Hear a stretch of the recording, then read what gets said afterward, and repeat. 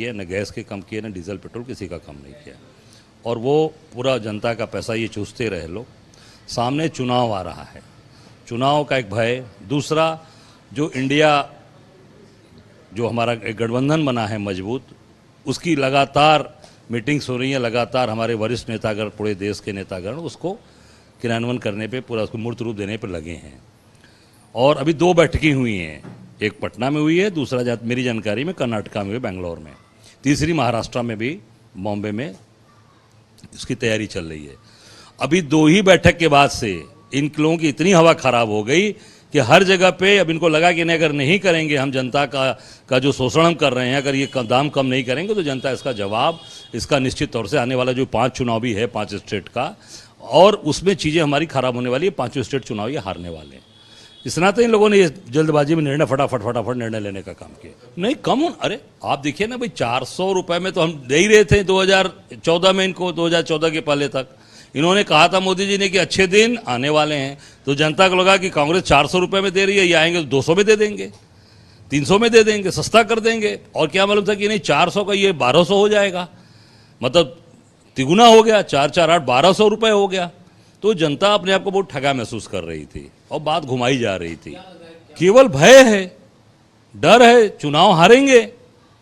और जो कांग्रेस ने जो कहा था, वो कांग्रेस अभी हमारे राजस्थान में देखिए, गहलोत सरकार ने 500 रुपये में सिलेंडर दे रही है, वो दे रही है, बिजली के उसमें छूट दे रही है, 25 लाख रुपया लोगों के इलाज के लिए दे रही है, चाहे कोई आदमी हो।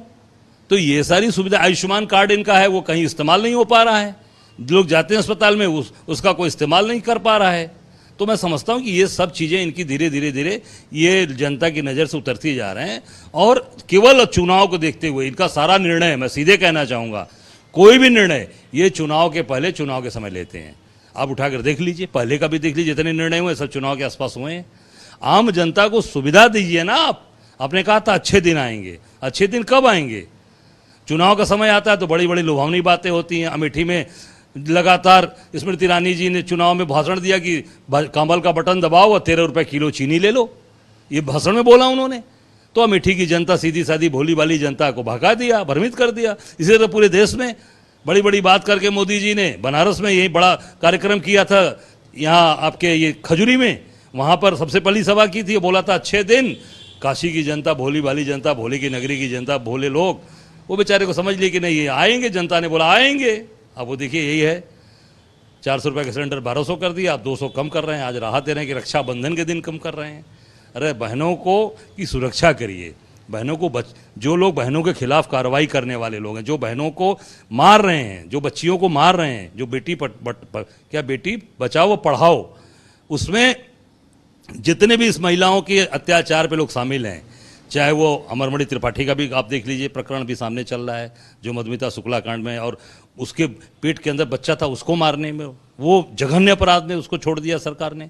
दूसरा आप देखिए चिन्मयानंद जी, साक्षी महाराज जी, फिर आप सेंगर को देख लीजिए, जितना हो सकता उतनी बचाई, हाथरस में, हर जगह किया है। रक्षाबंधन के दिन अगर ये सौगंध लेना है, रक्षा बंधवाना है, तो बेटियों की रक्षा करने का, उनको बचाने का, जो लोग उनके खिलाफ गलत तरीके से, जो भी उनके खिलाफ, बच्चियों के खिलाफ जो भी इस तरह की कार्रवाई की है, महिलाओं के खिलाफ, उनको कठोरतम दंड देने का प्राविधान तय करिए।